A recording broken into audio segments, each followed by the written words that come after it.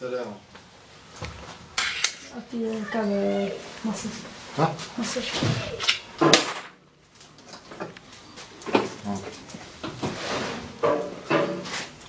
أنا من أصحاب الشهادة العليا منذ مدة طويلة 9 سنوات، طالب بالعمل كرامة، عمل كرامة،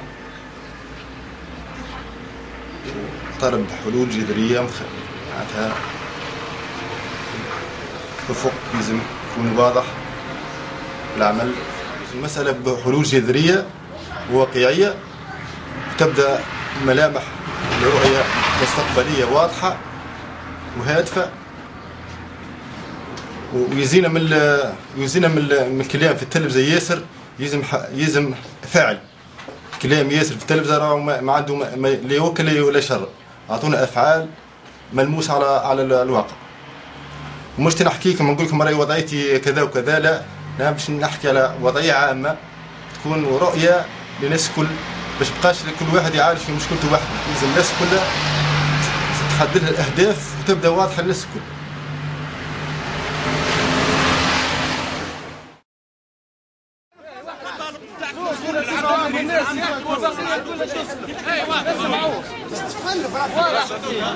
التدخلات الفوضويه لا قصوا عليه خليه يحكي مش ما تبارك الله عليه. لا المندوبيه خليها تبان المندوبيه، كلمه المندوبيه خليها تبان.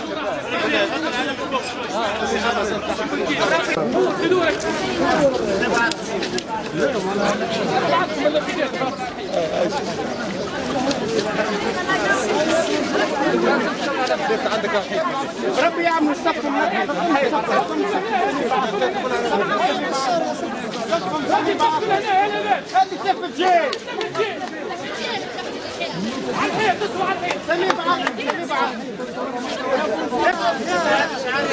ما تتقسموش، خرج منكم 4 كعبات تتقسموا شكون هما تابعين العرض.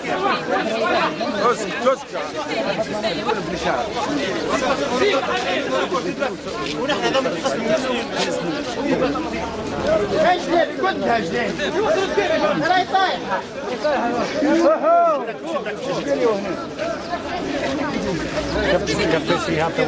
لا هي كرطافه لا هي كرطافه ربي نحن ربي نتفضل ربي ضد الصف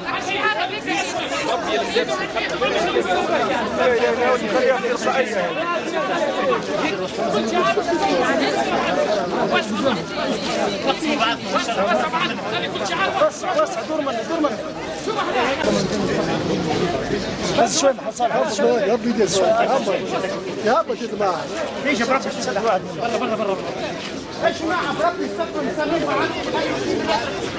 في شارع الجمهوريه، وتحديدا امام مقر الاداره الجهويه للتربيه، حيث اننا دخلنا نحن حاملي الشهاده العليا والمعطلين على العمل بسيدي بوزيد في اعتصام مفتوح منذ يوم 3 فبراير.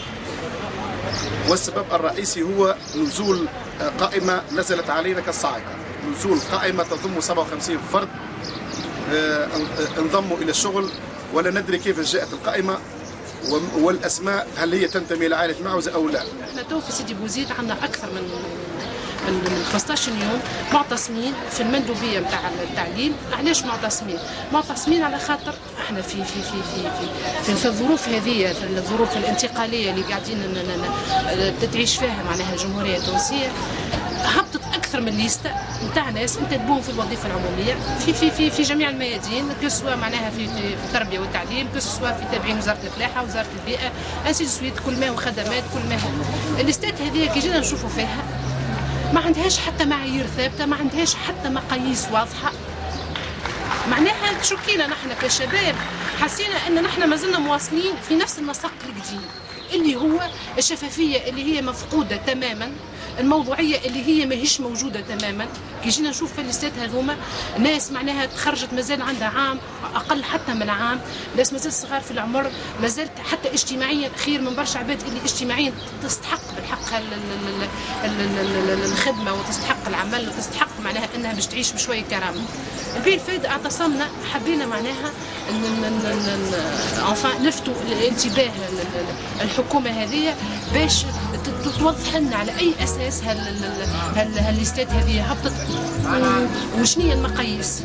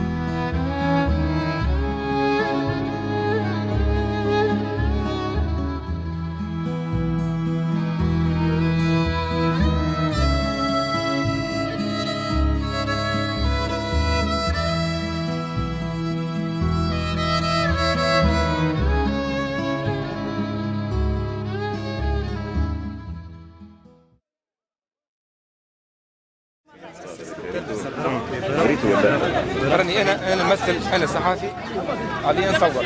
انا راني جيتكم من صفاقس، واحد بس من صفاقس. اسمعني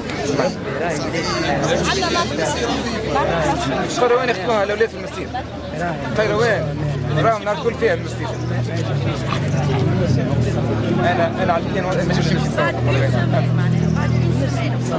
بعد اون سيمين ريفولوسيون صارت في الفيسبوك لا ما نغضش النظر. اسمعني احنا راهو نحكي كصحافي. اتونسيون راهو الاعلام راهو مش صحافي برك. راهو الاعلام فيه الصحافي وفيه المسؤول وفيه رئيس التحرير. راهي المسؤوليه ماشي على الصحافي برك. الصحافي راهو يهبط معاكم ولد الشارع. راهو انا عندي اختي ما خدمتش وعندي ولد عمي يستنى في الخدمه. انا راني تفاجئنا سيدي بوزيد على الاقل باش نتكلم. يعني هذه ارض حريه، فريمون ارض حريه، ويظهر لك الشعب كيفاش منظم ويتبع في التلفزه والتصوير. معناها راقيين جدا. قمه التنظيم في سيدي بوزيد، قمه التنظيم. اليوم الطيب البكوش ما في بالوش بابناء سيدي بوزيد اللي هم اقل حاجه عندهم 5000 بطال، ما في بالهمش اللي ثم 5000 بطال حاملين الشهادات العليا. طيب البكوش راكب على الحدث ما في بالوش. انتم راكم نخرج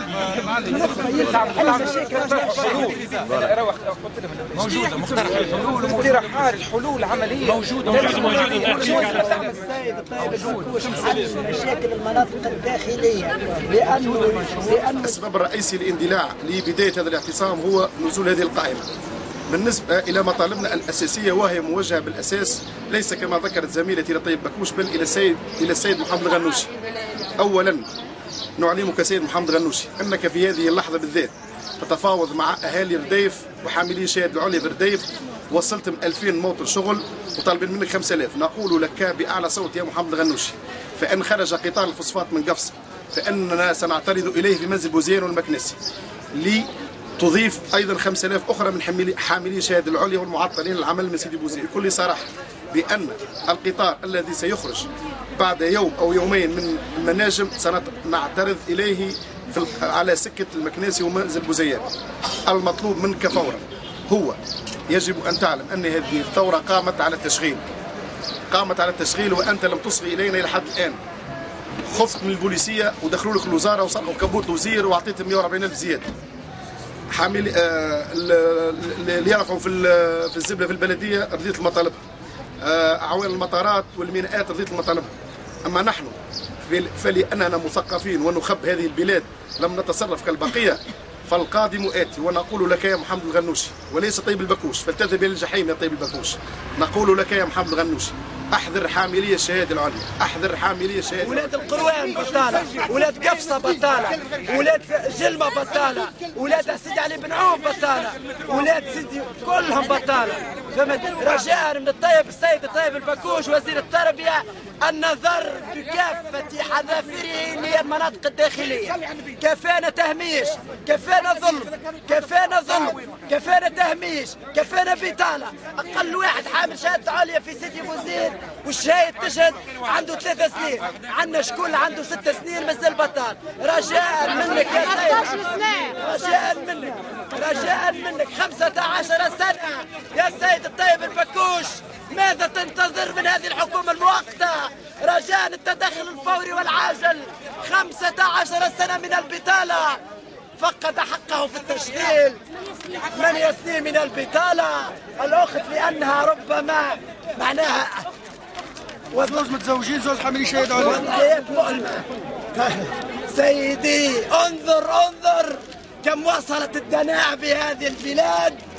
حامل الشهادات العليا يعانون، المندوبية ما فيهاش مسؤول، الولاية ما فماش والي، المعتمدية مسكرة، وما عناش لشكون نشكو كان الربي. الفضل لكم انتم راكم توصلوا في اصواتنا.